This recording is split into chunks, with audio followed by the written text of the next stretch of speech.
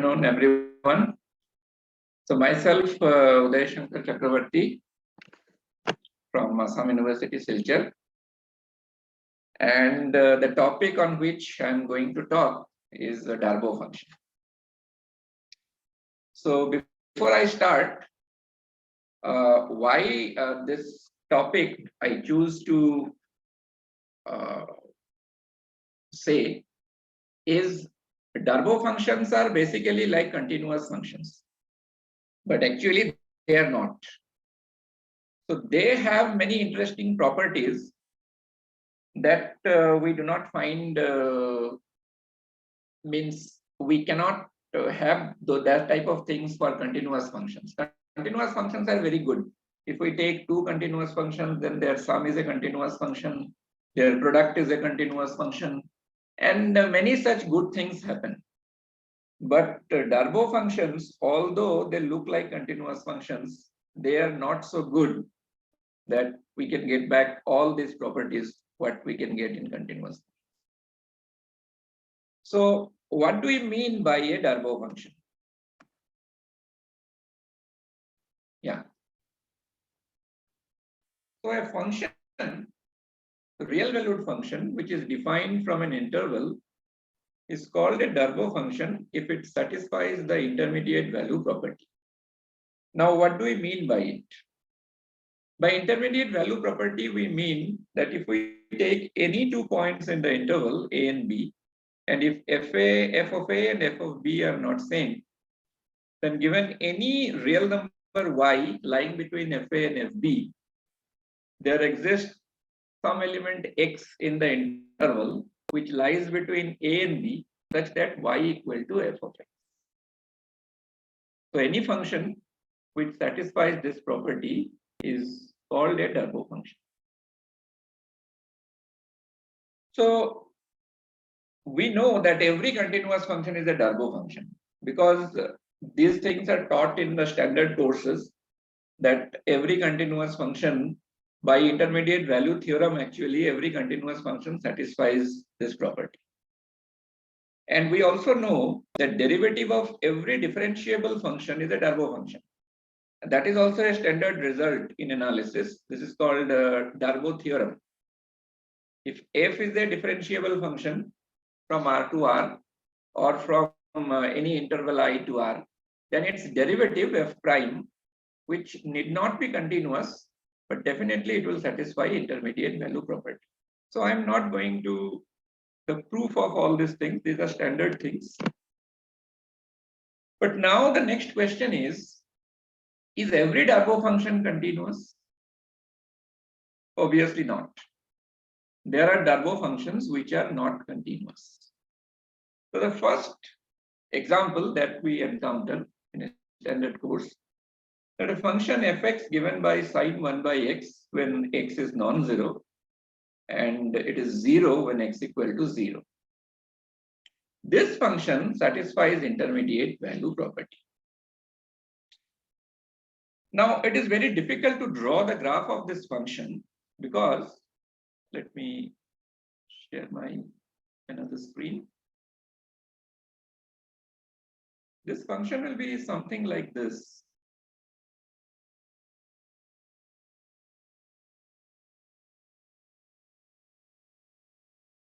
So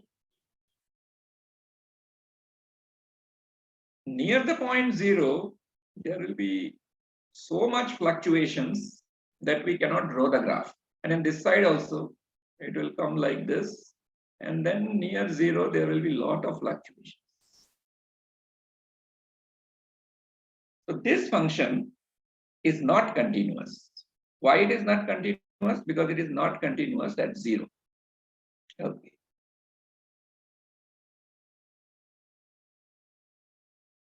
Yeah. So let us see first why it is a Darboux function. For that, we have to prove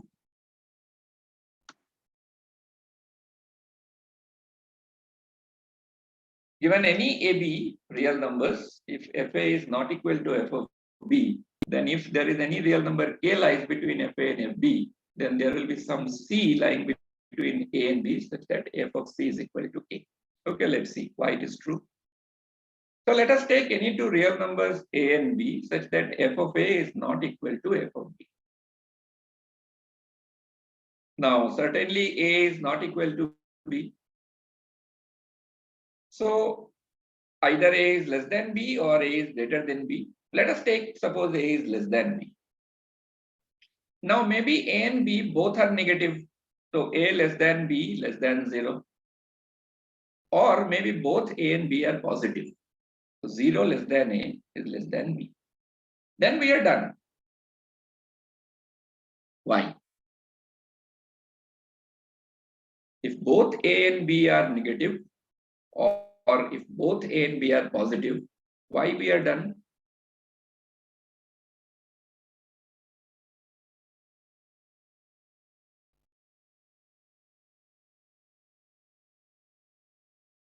The reason is, you see, the only point where the problem starts is 0. So if my a and b are on the right side of 0, that is if a and b are positive, then my function is continuous there. Other than 0, in the open interval 0 to infinity plus infinity, the function is continuous. And every continuous function satisfies intermediate value property. So I have no problem. Similarly, in the open interval minus infinity to 0, the function is continuous. So again, it will satisfy intermediate value property there. So if a and b both are negative, then also I have no problem. So we are done. But problem starts if a is negative and b is positive, maybe a equal to 0. Then we cannot say that the function is continuous. And we cannot say it will satisfy intermediate value property. Now what to do? Okay, so let us assume that a less than equal to 0, less than b, and let k is a real number which lies between fa and ft.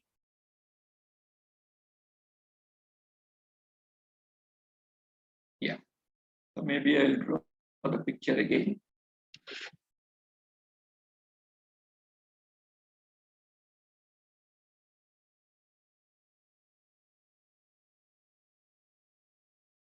So maybe my a is here, b is here,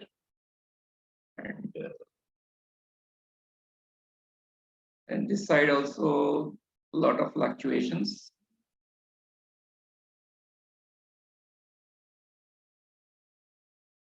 This side also a lot of, just a minute.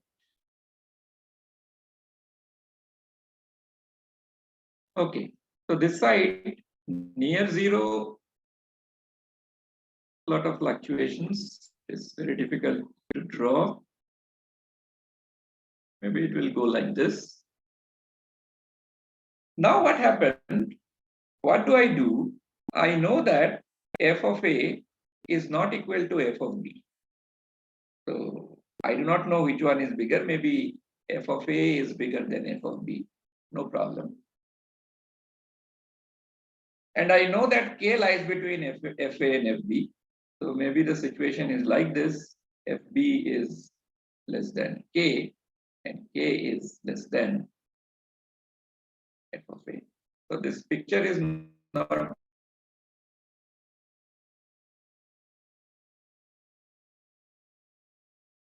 find a real number c which lies between a and b such that f of c is equal to k. Now, how do I do that? Actually, if we see, this function satisfies intermediate value property because wherever you see, wherever you take your point b, till you go to 0, your function will take, wherever you take b, it may be very, very close to 0, no problem. But this function will take a complete fluctuation till x reaches to 0. So this fact I want to exploit. So what is my claim? My claim is I will definitely find 2 points, x1 and x2. Both of them are positive. This is my claim. I'll do that. and less than b, such that at one of the point f of x1, this value is greater than the maximum of fa and fb. Here it is f of a, and at the other point the value will be less than the minimum one, that is f of b. Now, how to get that? I know that the maximum value my function take is 1, because f is given by f of x is sine 1 by x if x is not equal to 0. And the minimum value of the function will be -1. So if I can get x1 and x2 in such a way that f of x1 is equal to 1 and f of x2 is equal to -1, then I am happy, because my f of a, it is always less than equal to 1. It cannot be more than that. And it is greater than k. K is greater than f of b. And f of b is definitely greater than or equal to -1. Now, if I can get x1 and x2 such that my 1 is f of x1 and -1 is f of x2, then see, my k lies between f of x2 and f of x1. Yeah. But your x1 and x2 both are positive. And on the positive side, this function f is continuous. And every continuous function satisfies intermediate value property. So definitely I'll get, this will imply there is c which lies between x1 and x2. So here I have chosen x2 to be greater than x1. So definitely I'll get c lying between x1 and x2 such that my f of c is equal to a. Okay. But a is already less than or equal to 0. I have got some c between x1 and x2. So where does this c lie? Definitely between a and b. So I am done. So the problem ultimately boils down to finding 2 points x1 and x2, both positive, less than b, such that at one point the value of the function is 1 and at the other point the value of the function is -1. If we can find such point, then we are done. Now how to get x1 and x2? Let's see.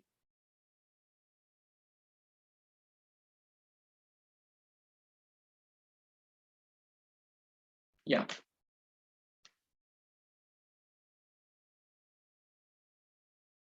Here we'll be using Archimedean property.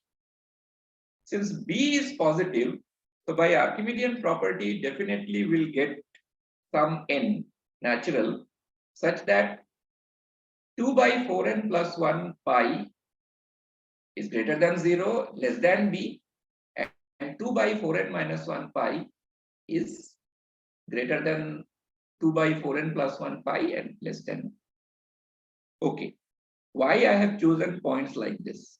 See, the first one, 2 by 4n plus 1 into pi is my x1 and 2 by 4n minus 1 pi is my x2.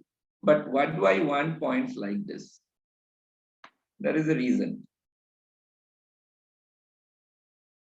The reason is I want to have x1 in such a way that my f of x1 is equal to 1 and f of x2 should be equal to -1.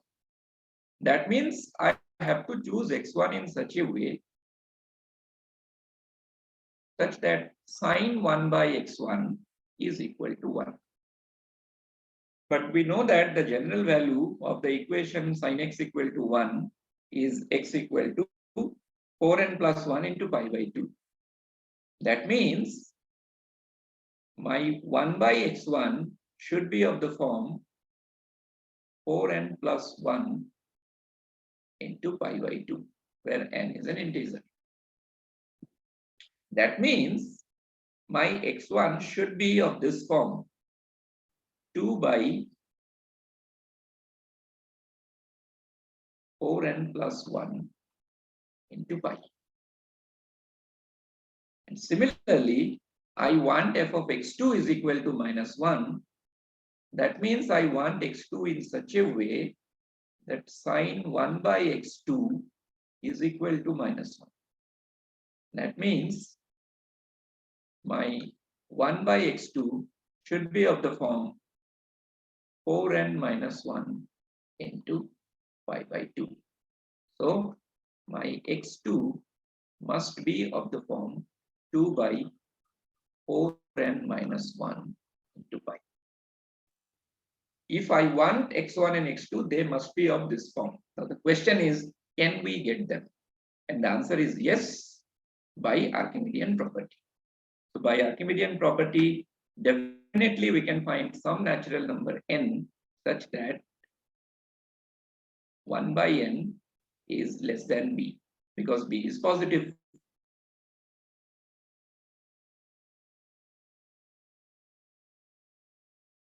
Now, my 4n minus 1 into pi, let's say b by 2.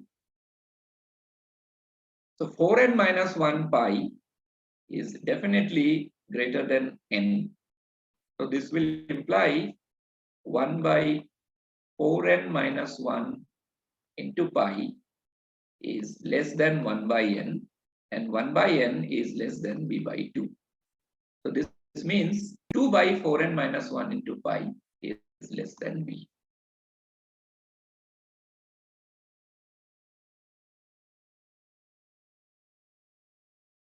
So Archimedean property says, yes, it is possible. Definitely we can find a natural number n for which 2 by 4n minus 1 into pi is less than b.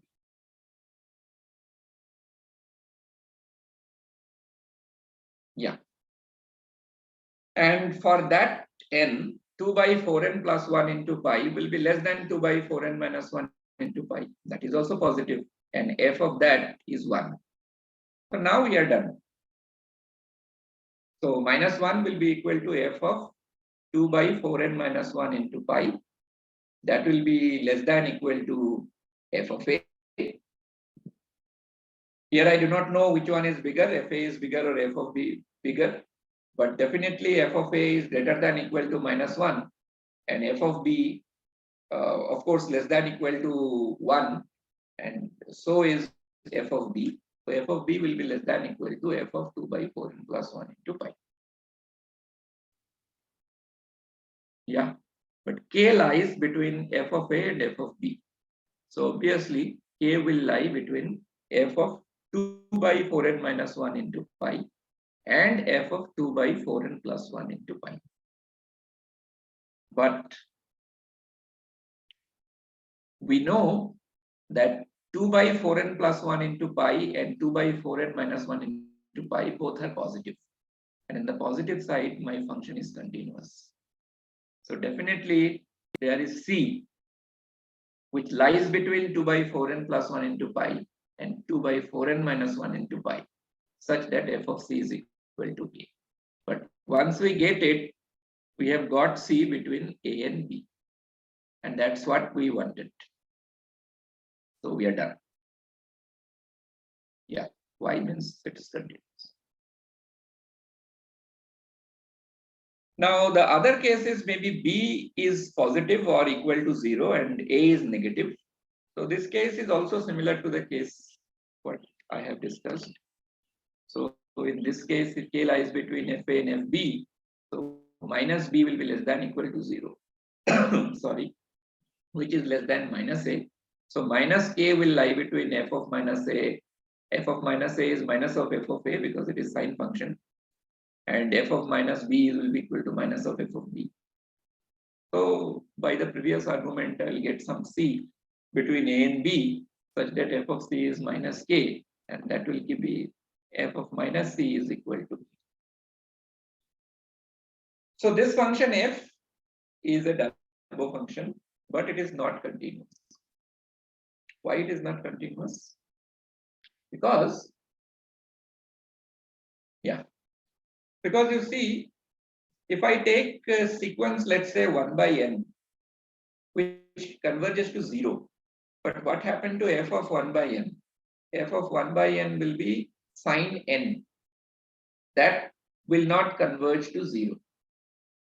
So this is the reason why this function is not continuous at 0. So this function is a Darboux function, but it fails to be continuous. Okay. Now let us see some interesting properties of Darboux function.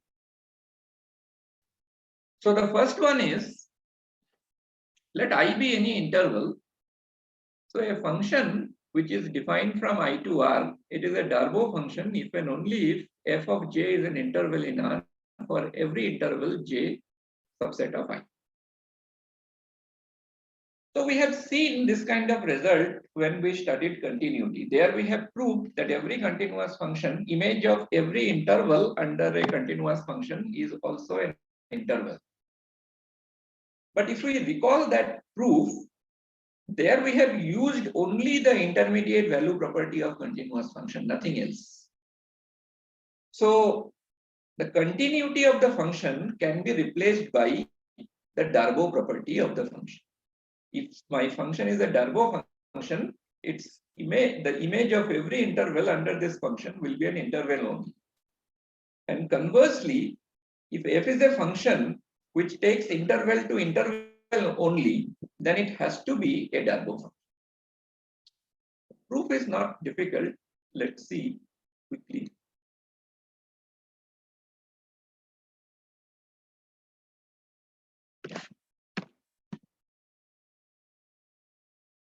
So I have a function f which is defined from some interval I to R. And suppose I am given that it is a Darboux function.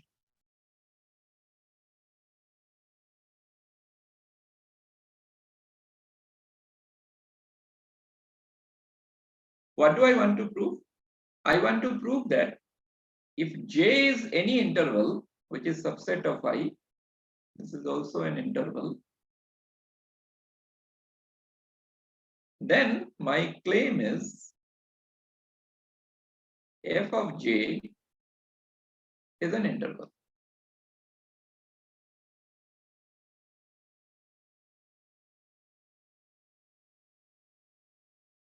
Yeah. So what is the definition of an interval? J is an interval means suppose A is a subset of R. We call it an interval, non-empty. If A and B are two elements of A and C is a real number such that A less than C less than B, then this will imply C also belong to A. If a set satisfies this property, then this set is called an interval.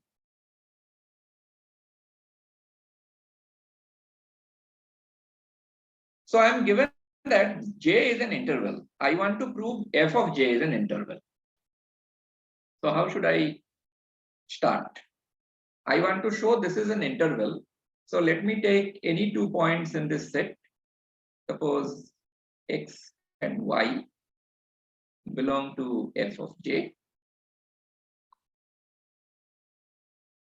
And suppose z is a real number which satisfies this property, x is less than z and z is less than y.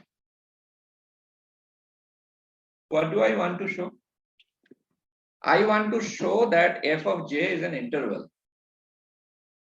For that, I need to show z belongs to f of j. But what do we mean by z belongs to f of j? If there exists an element, let's say c belongs to j, such that f of c equal to z, then I am done. Okay. How can I do that? I'll do this with the help of the intermediate value property that my function satisfies. So here I know x and y both belong to f of j. So the meaning is there exists a, b in j such that x equal to f of a and y equal to f of a. Okay. So I have a and b belong to the interval j such that f of a is less than z and z is less than f of b. But my function f is a Darboux function. So there must exist c between a and b such that f of c equal to z. C. Now I do not know a is less than b or greater than b. They cannot be equal.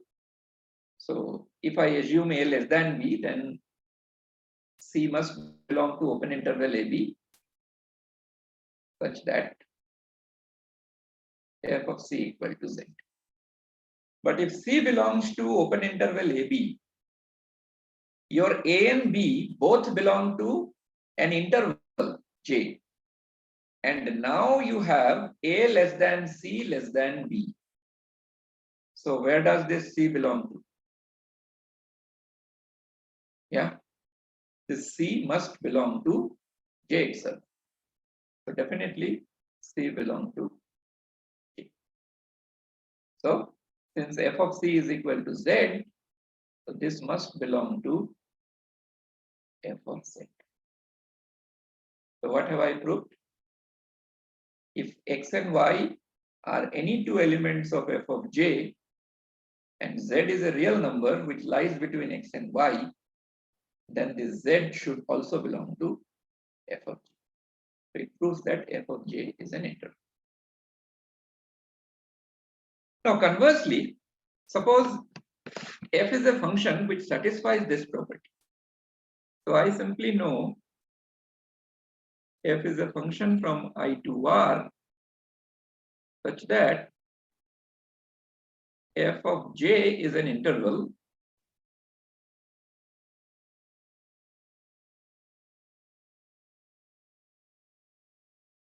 for every interval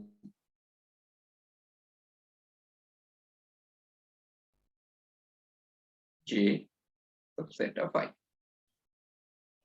My claim is to show that f is a Darboux function. So how can I show? Take any 2 points a b from I and suppose f of a is not equal to f of b. Take any k lying between fa and fb. Let's say fa is less than k less than fb. I want to have some c between a and b such that f of c is equal to k. Now how can I do that? Let us consider this closed interval AB. This is an interval. And I know f image of every interval is an interval. So f image of this interval is also an interval.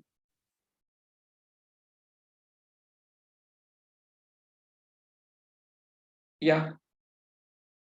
I know that f of A and f of B both belong to this interval, f image of closed interval AB.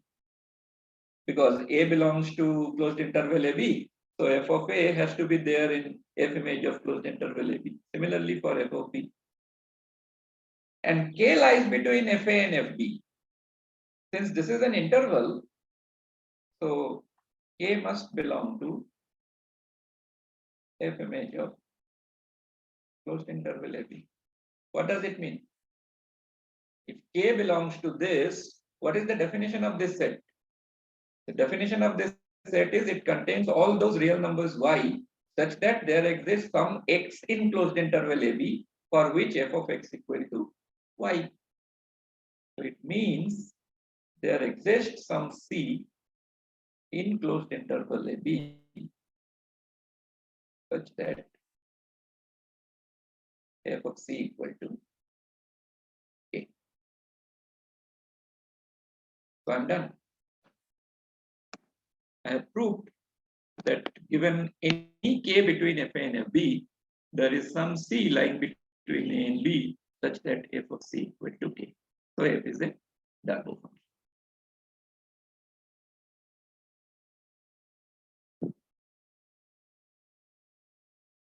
Yeah. Now by using this result, we can easily prove this. Let I and j be intervals in R, and f and g are two Darboux functions. F is defined from I to R, g is defined, sorry, this is a mistake. G should be defined from j to R. Both are Darboux function. And we are given that f of I is a subset of g, so that we can define the composition g compose f. It is a function from I to R. So we claim that this is also a Darboux function. The proof is very simple. Now we know that any function which takes an interval to an interval is a Darboux function. So here also we'll prove if j is any subinterval of I, and if g of f image of j is also an interval, then we are done. So let us take any j interval which is a subset of I. So, I mean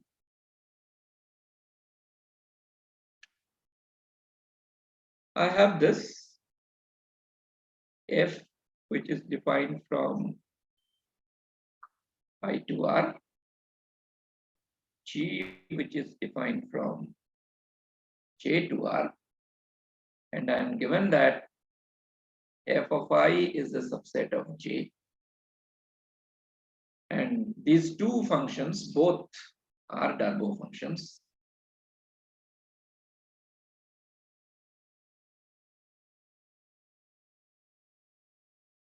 My claim is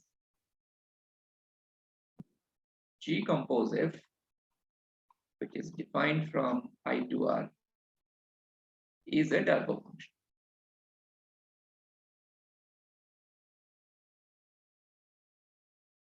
Yeah. So let me take any subinterval, sorry, subinterval J of I.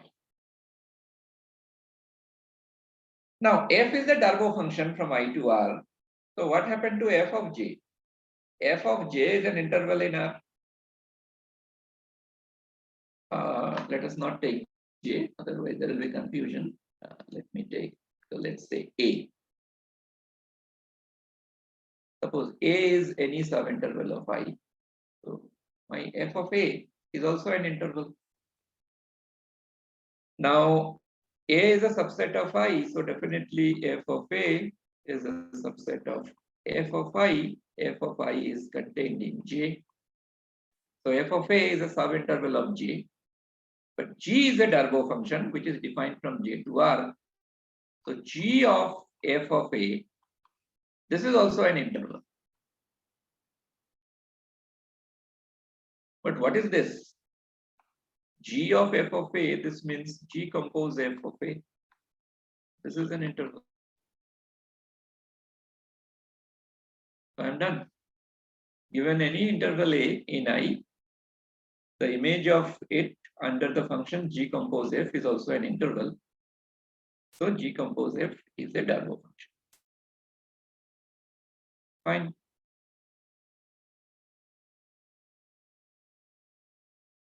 Yeah. Now these are some properties that Darboux function satisfy. If F is a Darboux function, then F square mod F and alpha F, where alpha is any real number, these are also Darboux functions. What do we mean by F square? F square is a function which is defined by f square of x equal to f of x into f of x. Mod f is a function which is defined by mod f of x is equal to mod of f of x.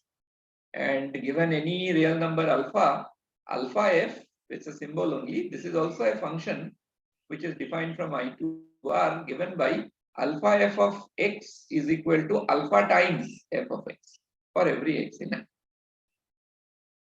Now, these are very easy things because already we have proved the result. Now, how to show that f square is a Darboux function given f is a Darboux function? We'll be using the previous corollary that if we have two Darboux functions, their composition is also a Darboux function. So suppose f is a Darboux function.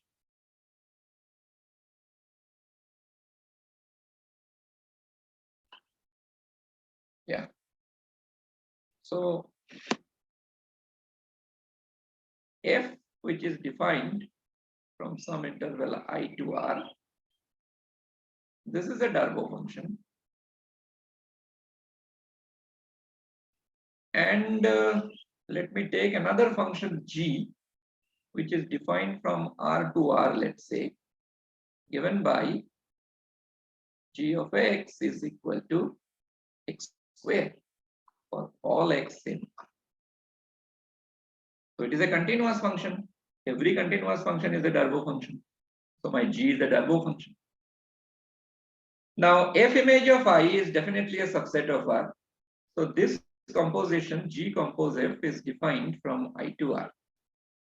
Since both of them are Darboux function, so this is a Darboux function.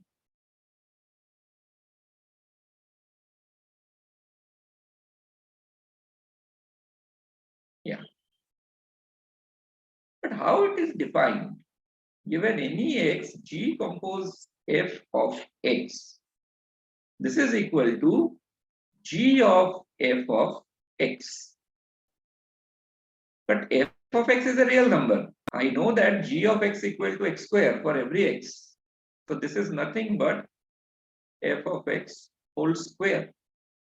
That is nothing but by definition f square of x for every x in I.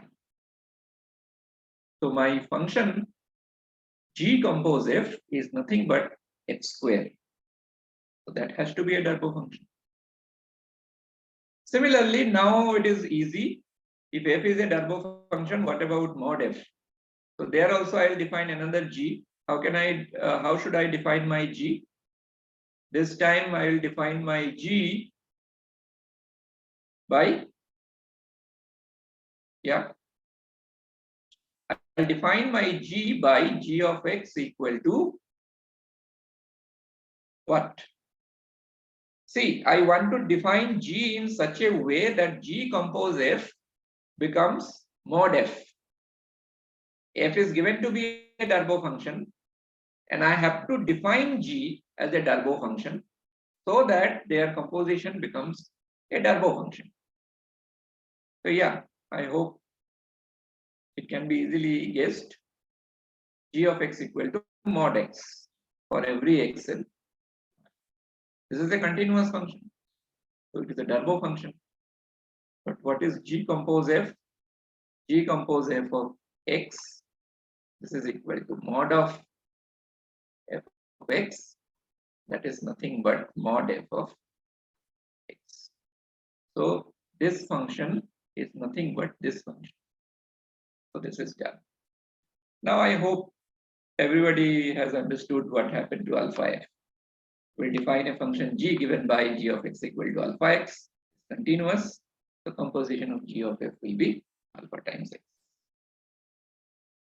Okay. So these are some simple properties of Darboux functions.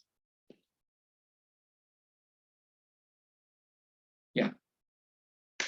Now the next question is, okay, fine. We have seen every continuous function is a Darboux function, but the converse is not true in general. There are Darboux functions which are not continuous. But can we impose some extra condition on a Darboux function so that it becomes continuous? Yes, we can do that. So if we see the example where our function fails to be continuous, although it satisfies Darboux property, is f of x equal to sine 1 by x. So it is a very zigzag type function. Once it reaches to 1, then again it comes down to -1, and then again it goes on fluctuating like this. And we have seen, to show that it satisfies Darboux property, we have exploited that. We have chosen A and B, and we have shown that if B is positive, easily we can find 2 points, both are positives. At one point, the function can take the maximum, at another point, the function can take the minimum, and this actually does the job. So if we stop that nature of the function, if we do not allow the function to come down once it goes up, or we do not allow the function to go up once it goes down, then this process won't work. So if it is not continuous and the function is increasing only or decreasing only, then it cannot satisfy intermediate value property. That is our idea. So that means if a function, if it is a monotone function, either it is increasing or decreasing, and it is a Darboux function, then it has to be continuous. This is what we want to do. Okay, so let us take a monotone increasing function. So if we can prove it for a monotone increasing function, definitely the similar proof will follow for decreasing function. We want to show that it is continuous. So let us take any point x0. Okay.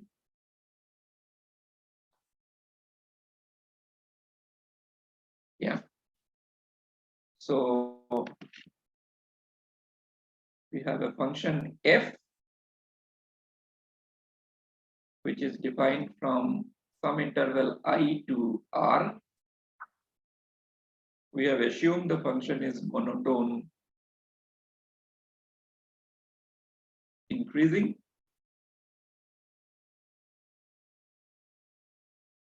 And we have also assumed that the function is a Darboux function.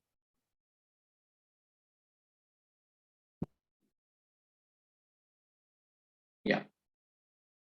We want to show that the function is continuous. So I can choose for the time being, let's say my interval is open interval AB. If I can prove it for open interval, the proof can be extended for closed interval also. It is not a problem. Suppose I is this. Take any point x0 in open interval A. I want to show that my function is continuous at x0. So the situation is like this. Suppose this is A, this B, function is monotone increasing, goes on increasing like this. And I have taken any point, say here, this is my x0. This is my, this length is f of x0.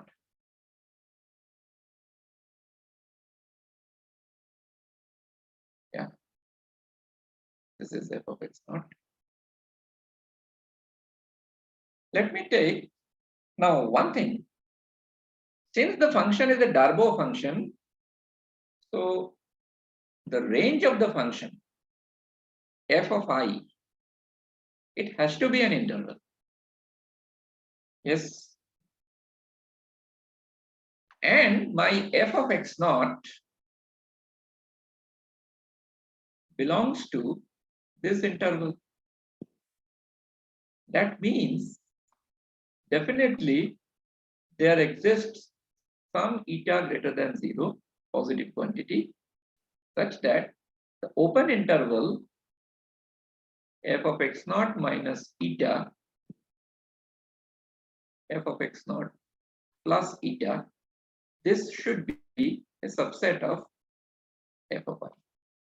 Yeah, because f of I is an interval. It may be open interval, it may be closed interval. I do not know, but even if it is a closed interval, there is an open interval sitting inside it, provided I am not assuming f of x0 is an endpoint. So that I am not assuming. If I assume f of x naught to be an endpoint, the proof can be modified accordingly. Just a minute.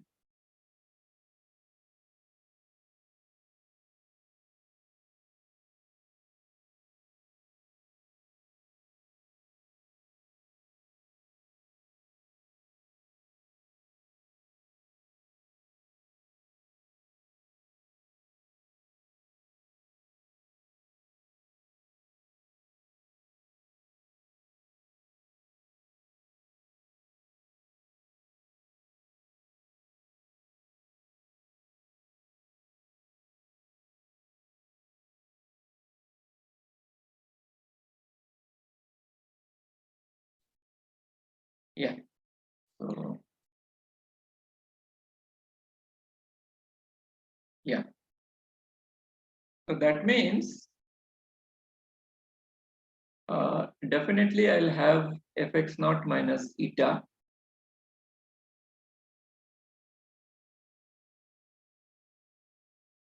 This length.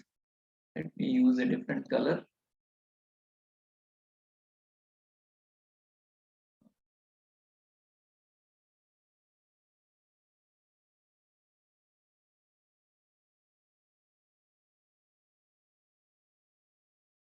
Yeah, this length.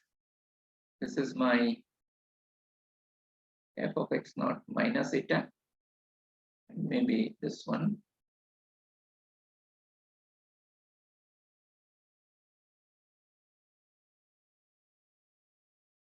This is f of x naught plus eta. Okay. Now let me take any epsilon greater than 0.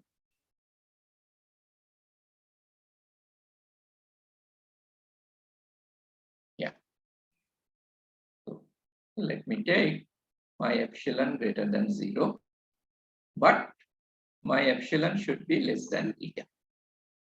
So if I can prove for a small epsilon, the same proof will be true for large epsilon also. So this may be, yeah, this length is my f of x naught plus epsilon, and this length, smaller one, this is my f of x naught minus epsilon. Okay.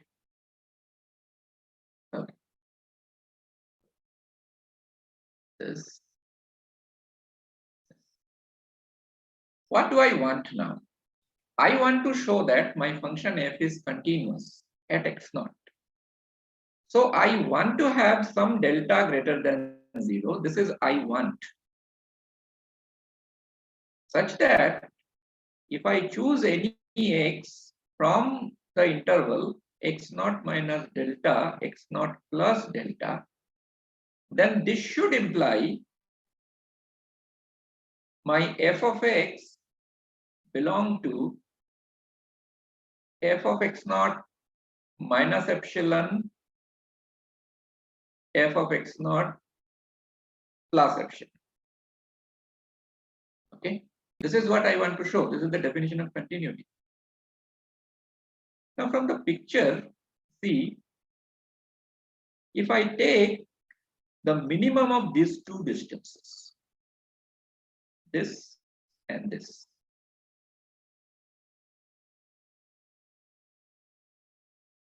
now the question is, this diagram actually suggests me that here there is a point that is x1, say x1, whose image under this function is nothing but f of x naught plus epsilon.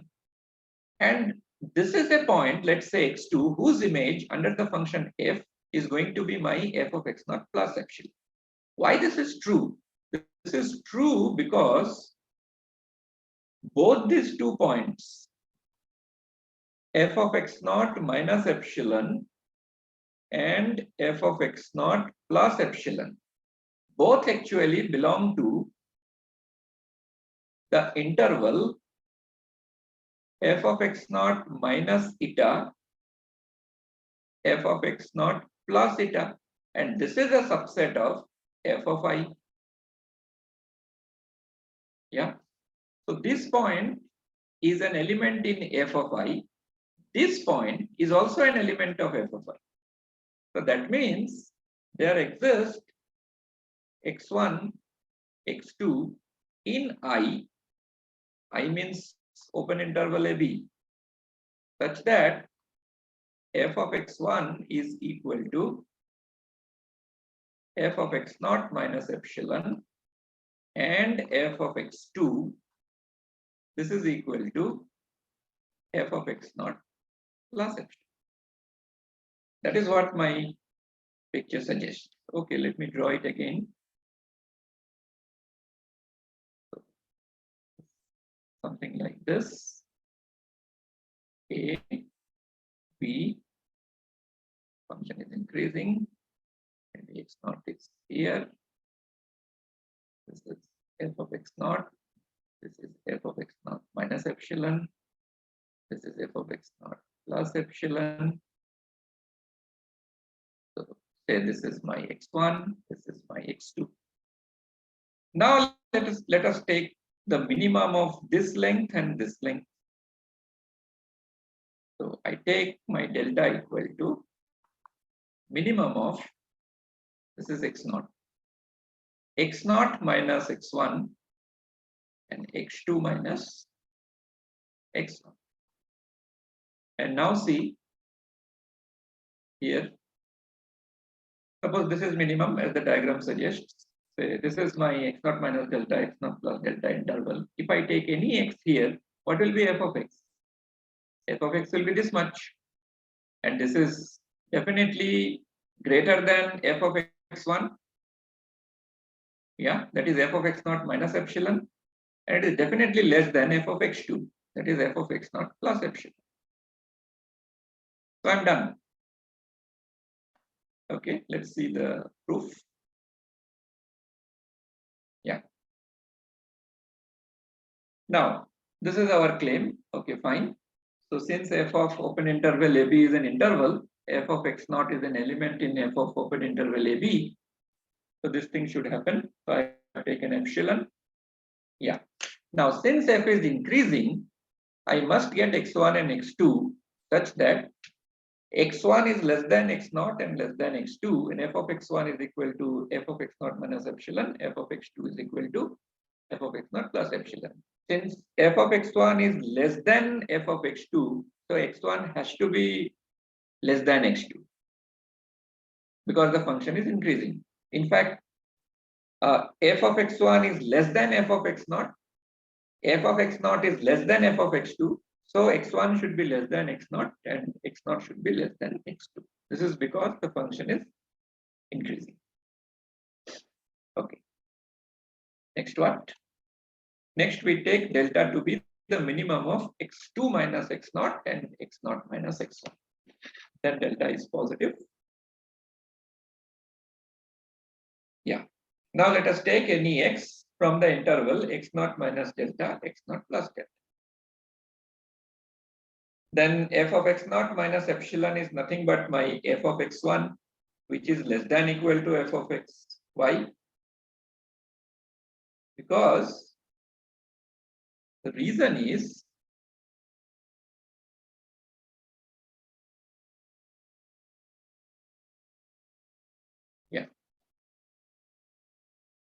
I have taken x0 minus delta is less than x, x is less than x0 plus delta.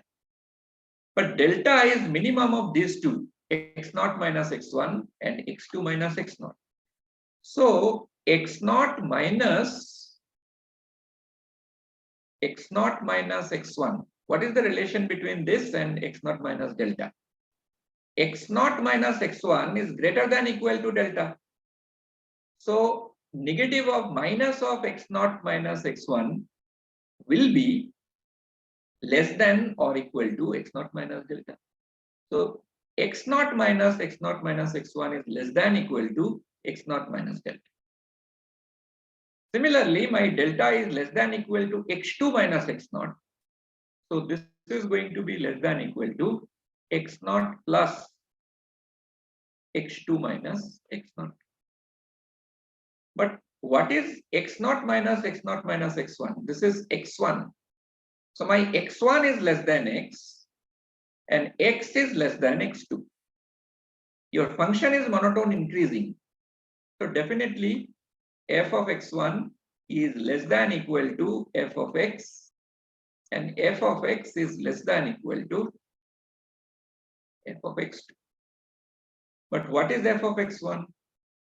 F of x1 is nothing but f of x naught minus epsilon, that is less than equal to f of x, and f of x is less than equal to f of x2, means f of x naught plus epsilon. So initially, had I taken instead of epsilon by 2, then I could have said that this is strictly less than f of x less than f of x naught. Anyway, we are done. So this actually says that modulus of f of x minus f of x naught less than equal to epsilon. Yeah. So instead of epsilon, if I take epsilon by 2, then this will be strictly less than epsilon. So my function f is continuous at x. Okay.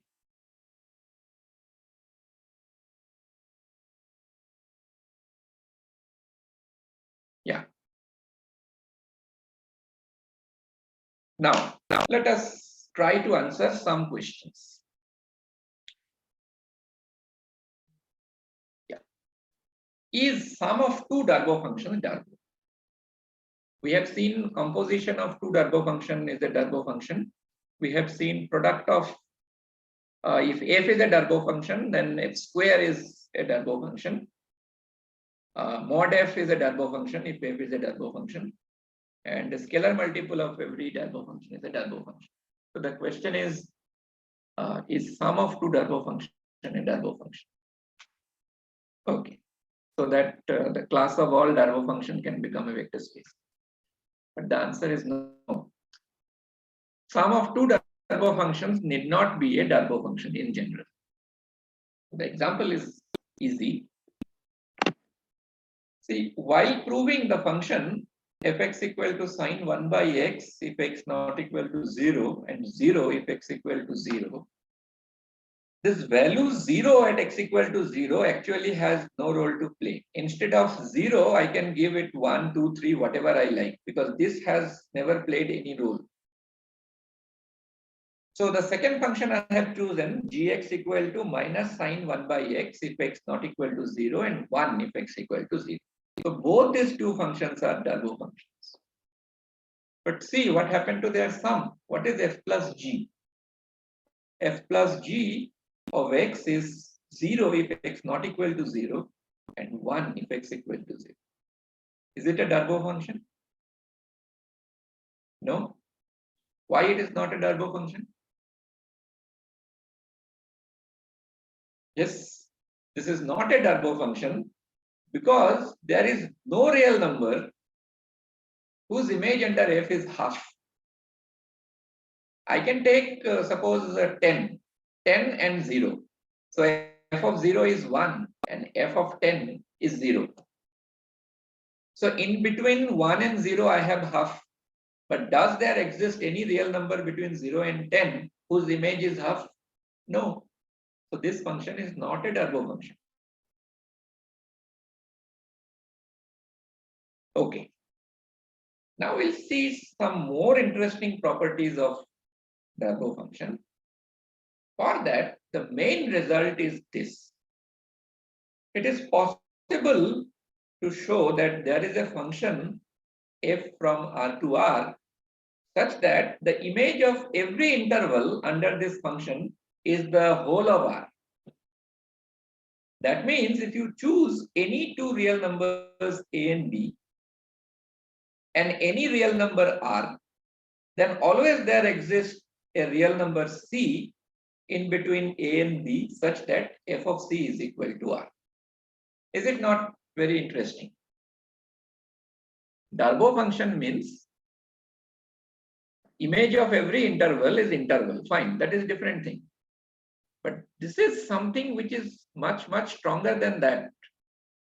This says that it is possible to have a function, the image of every interval, whatever interval you take, be it 0, open interval 0, 1, be it open interval 1 by 10 to let's say 1, be it minus infinity to 5, whatever you take, smaller, bigger, whatever be the size, the image of that interval under this function is the whole of R. That means wherever you choose a real number, always you will find a point wherever you want whose image will be R.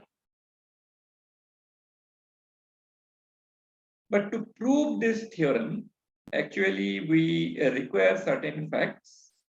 So these are the two things we need. The first one is from group theory. If we have a group G and if H is a subgroup of G, then the cardinality of the group must be equal to the cardinality of the subgroup and the index of the subgroup. That means the number of cosets. And the second fact is, actually this can be proved with the help of fact 1, that if we consider the additive group R plus, then its cardinality is same as the cardinality of R by Q. R by Q means this is the set of all cosets of Q in R. Okay, so this is the quotient group R by Q. So they will have the same cardinality. The proof of fact 1 depends on axiom of choice, and we require some cardinal arithmetic to prove that cardinality of R plus and R by Q are same. So I'm not going to the proof of these two facts, but I will assume throughout that these two are correct. Means actually I require this R and R by Q have the same cardinality. Okay, let's see how this fact actually helps me. So since they have the same cardinality, so there exists a bijection H between these two sets R by Q and R. Okay, let H be a bijection. Now let us define a function G from R to R by Q, which is given by this natural homomorphism, G of x equal to Q plus x for all x in R. And let us consider the composition of H and G. Okay. Let us take any two real numbers AB in AB, and let us take another real number R. What is our claim? Our claim is to find a point. Our claim is there exists a point C between A and B such that f of C equal to R. That is what we want to show. Okay. H is a bijection. So you have R, small r in R. So since the function is a surjection, there exists some element, some coset Q plus X in R by Q. What are the elements of R by Q? These are cosets, no? Either left coset or right coset, whatever you write. This Q is a normal subgroup. In fact, the group is abelian. So let us assume the right cosets. So there exists X in R such that H of Q plus X is equal to R. This is because of surjectivity. Now, what is G of X? By definition, G of X is Q plus X. So what happened to f of X? F of X will be H of G of X. That means H of Q plus X. That is nothing but R. Yeah. So what have I shown? I have shown that there exists a real number X whose image under F is R. So am I done? No, right? because there is no guarantee that this X belongs to open interval AB. I want to find an element in the open interval AB whose images are under F. So how to get that? Yeah. So this is important. Now I claim that always there exists an element Y in Q plus X. So what is Q plus X? Q plus X is the set of all elements of the form small q plus X, where small q is a rational number. We claim that between A and B, always there exists an Y which comes from the set.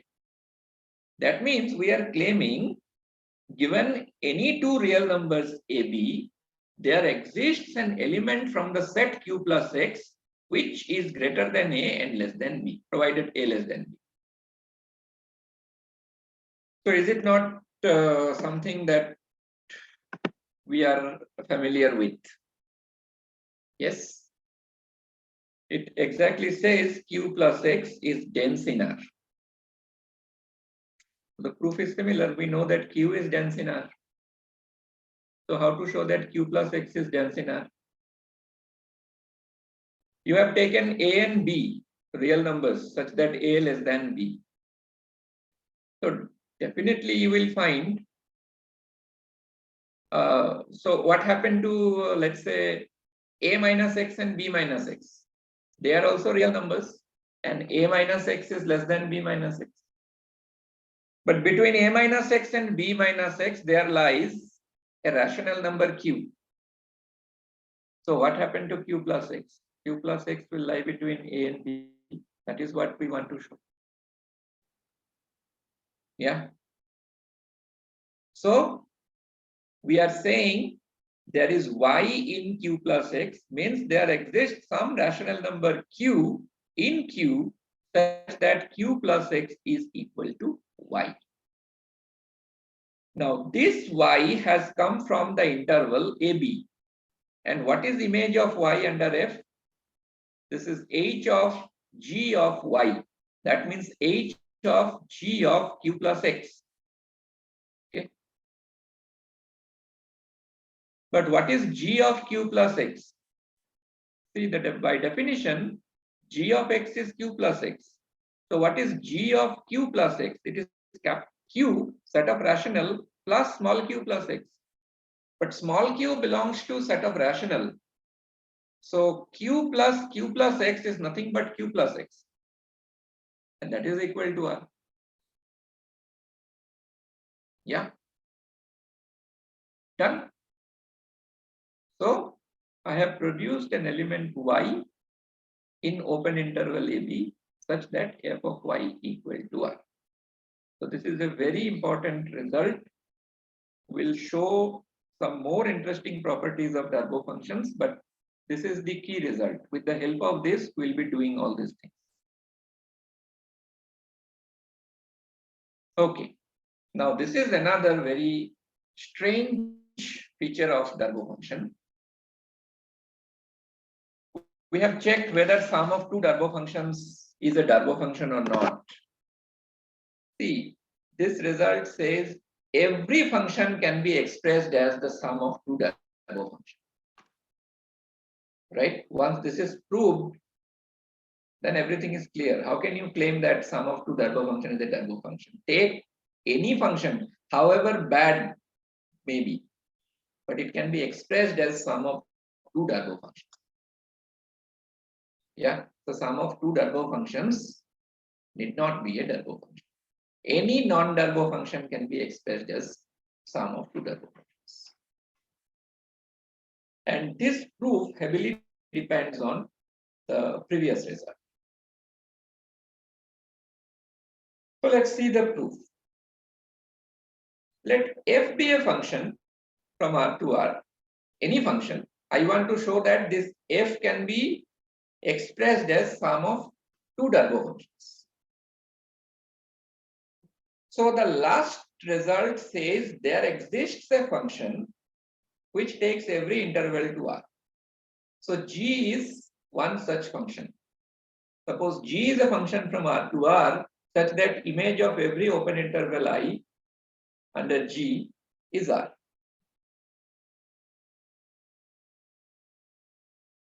We define another function H like this. H of x equal to log of mod Gx if Gx is not equal to 0 and 0 if Gx equal to 0. Why this function is required, we'll see very soon. Now we want to divide the real line R, the set R, into two disjoint parts with the help of the function G. How? We define two sets A and B. A is the set of all those real numbers whose image under G is non-negative, and B is the set of all those real numbers whose image under G is negative. So these two are disjoint sets and their union is the whole of R. Yeah. Now, let I be any open interval. I know G of I equal to R. Now I claim that H image of A intersection I is R and image of B intersection I under H is also R. Why it is so?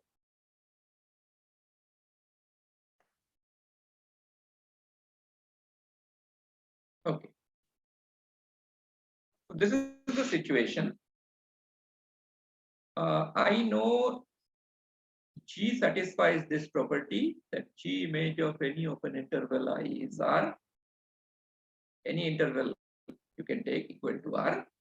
And I have defined H like this. H of x equal to log of Gx if x is not equal to 0 and 0 if x equal to 0. Yeah.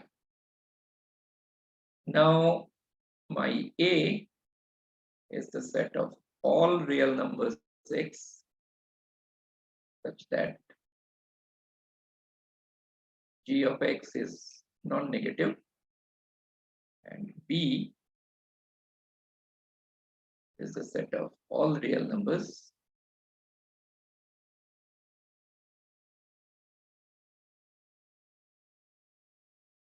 such that this is negative. Now my claim is this: H of A intersection I, this is equal to R. Okay, let's prove this. Take any real number. Let's say y belong to, sorry. Let y belong to R.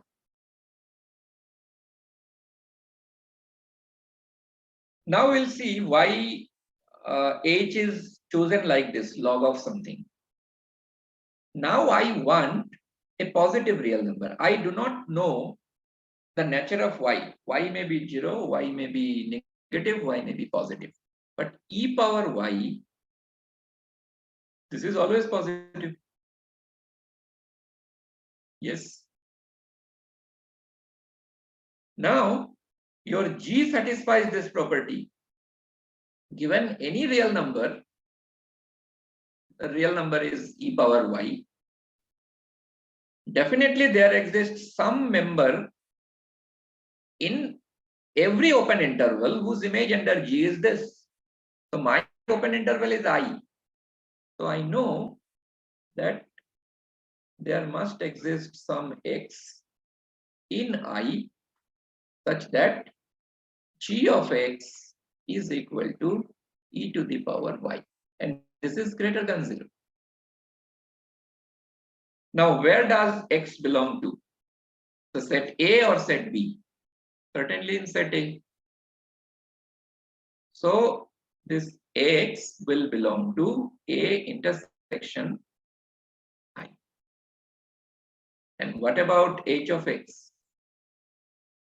H of x is equal to log of mod G of x. Yeah. Yeah. This is equal to what? Your g of x is e power y, that is positive. So log of e power y means what?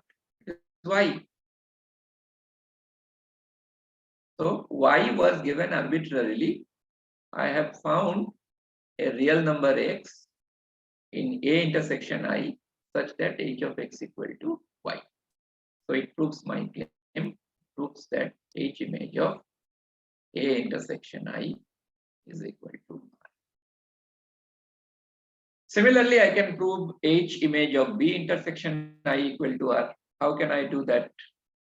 Again, if I choose any real number y, now I want a negative real number. What is the way out? You know it. Since e power y is always positive, minus e power y will be always negative. So minus e power y will be always negative.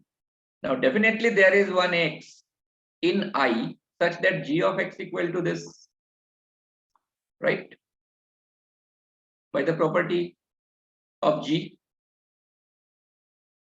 Yes. But your g of x is a negative number. So where does this x belong to? This x certainly belong to B because g of x is negative. So x will belong to B intersection I.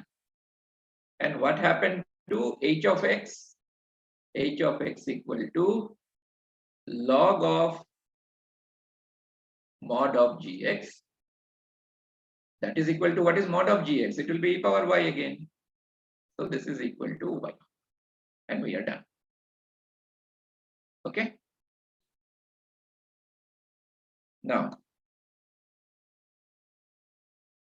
Now we define two functions f1 and f2. And we claim that f1 plus f2 is f. And both f1 and f2 are Darboux functions. Now see, how have we defined f1 and f2? We have already divided R into two parts, A and B, disjoint parts. So we have defined f1 is h if x belongs to A. And it is f minus h if x belongs to B. And f2 is just the reverse. F minus h, this is a mistake. The way I have defined it should be fx minus hx if x belongs to A and hx if x belongs to B. So sorry, this is a mistake. So clearly f equal to f1 plus f2. Now f1 and f2 both are Darboux functions. How? See, R equal to H image of A intersection I. But A intersection I is same as, H of A intersection I is same as F1 of A intersection I. Because inside A, F1 and H are same. And F1 of A intersection I is a subset of F1I. Right? So F1I has to be equal to R. Similarly, F2I has to be equal to R. What does it mean? I was chosen as an arbitrary open interval. So image of every open interval is R. So it has to be a Darboux function. In fact, it is much stronger than the Darboux property. Image of every open interval is R. So F1 and F2 both are Darboux functions and their sum is F. And I do not know what is F. Whatever F you give me, I can produce F1 and F2. Yeah. Now, one thing actually I forgot to tell. Let me go back to the previous slide. Yeah.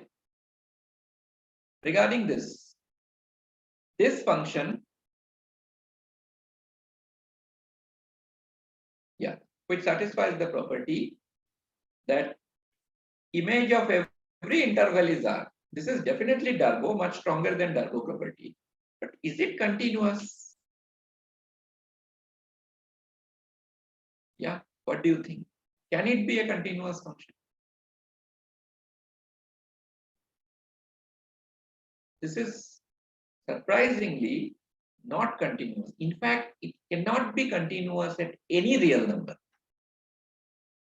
So this is something strange. It is Darboux, it satisfies intermediate value property. In fact, it satisfies a stronger form of intermediate value property, but it is discontinuous at every real number. Why it is so?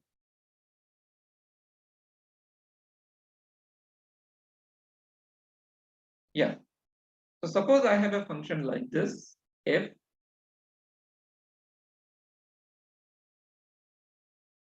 from R to R, which satisfies this property. F of I is equal to R for every interval.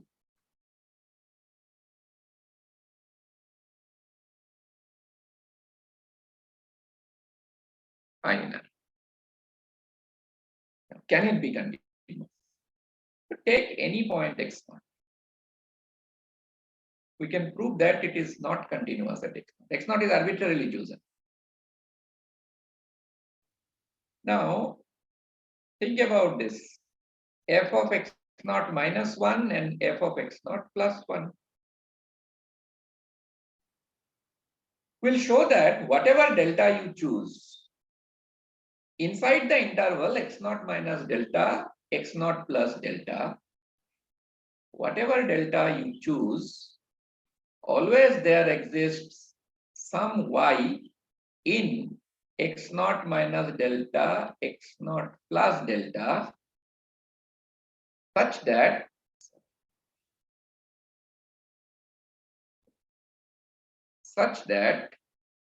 this f of y does not belong to this interval. This.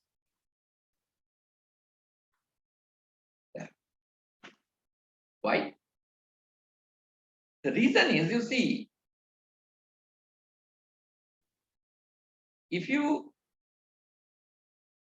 take anything, if you take any k which is greater than f of x0 plus 1 or less than f of x0 minus 1, that means any k which does not lie in the interval fx0 minus 1 and fx0 plus 1.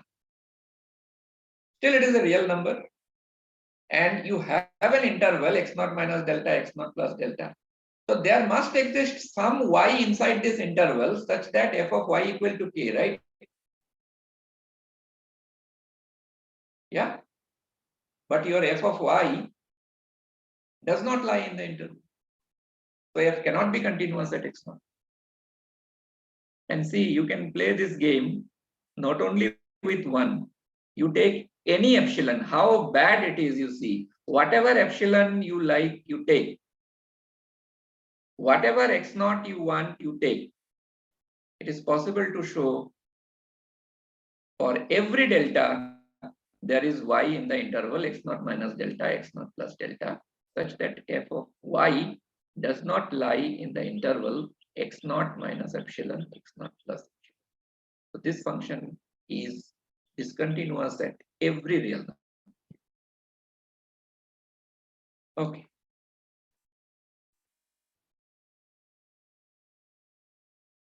Okay, so this is done. This is done. Yeah. So this is the last thing that I want to discuss. We have seen that sum of two Darboux function need not be a Darboux function. So now a question: if one of the functions is a continuous function, that is stronger than a Darboux property, continuity is stronger than Darboux property. So if one of them is a continuous function, is there some a Darboux function? The answer is no. Still, this is not true in general. So we have to produce a continuous function, a Darboux function, such that their sum is not a Darboux function. Okay. So again, as I already told, that the result we have proved that will play the major role.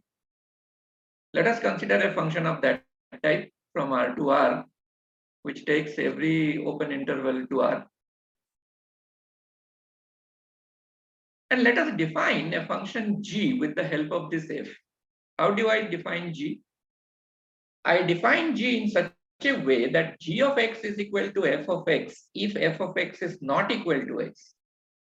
And this is equal to x plus 1 if f of x equal to x. So see why the major reason of choosing such a g is there is no x such that g of x equal to x, right? Because if f of x, if you take an x, either this x is equal to f of x or it is not equal to f of x. If it is equal to f of x, then your g of x equal to x plus 1, that is not equal to x.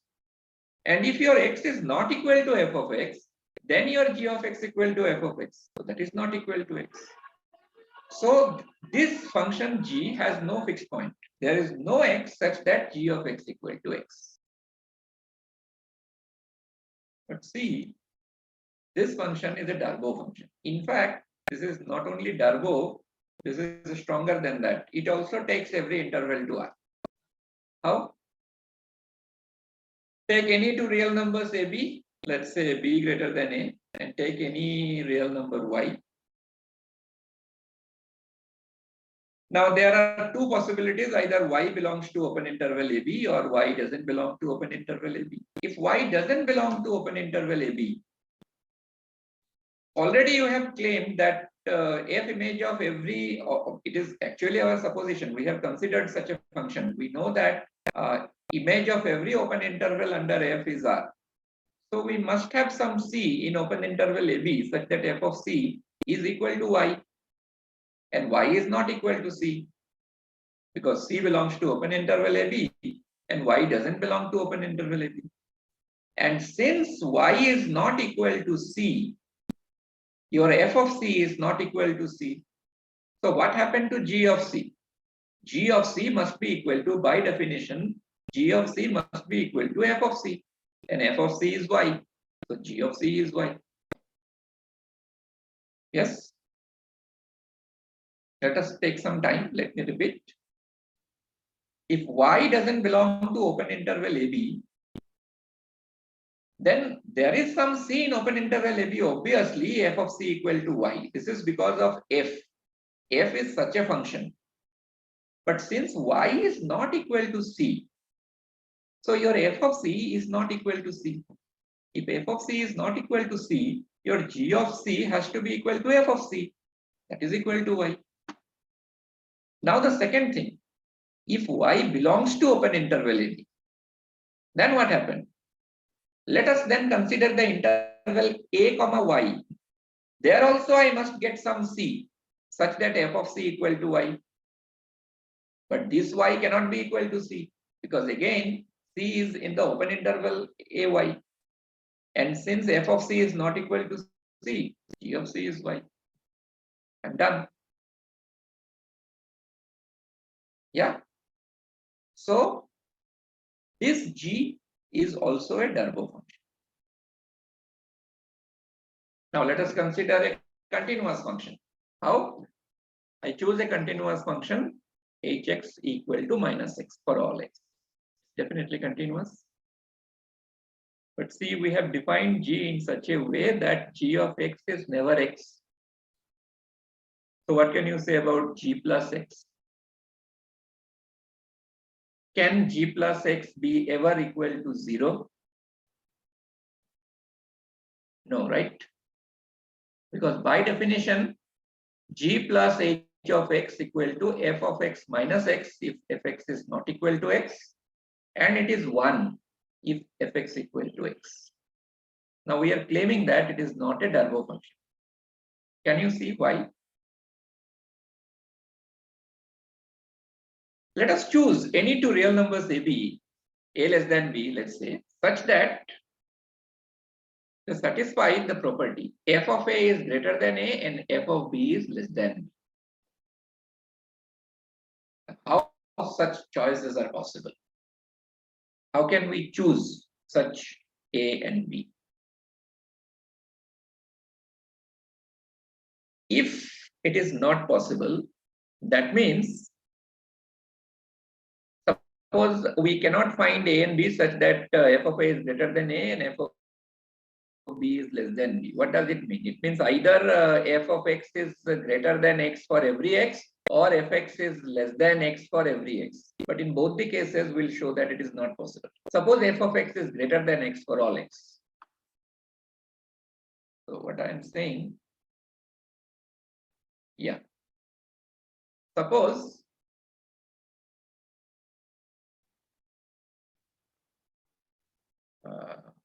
not f, what is the function? Yeah, f, sorry. Yeah. So f of x, suppose f of x is greater than equal to x for every x. Then what is the problem? Problem is, you see, can you find any x between, let's say, it is plus 5, 0 and 1. Can you find any c here such that f of c equal to 5? No, right?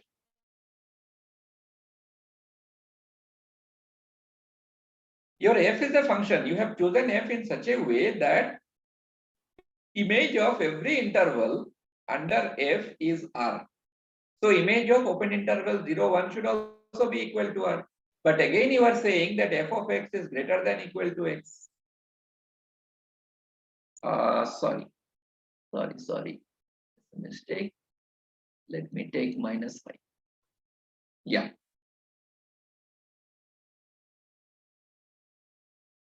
So if C belongs to open interval 0, 1, can f of c be equal to minus 5 for any such c?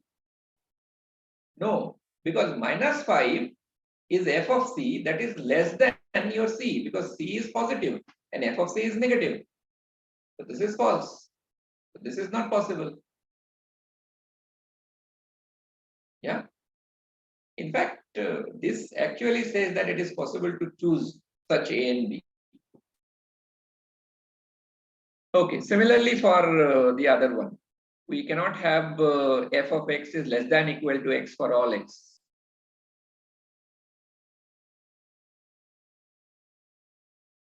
Yeah. So that means what? What happened to g plus h of x?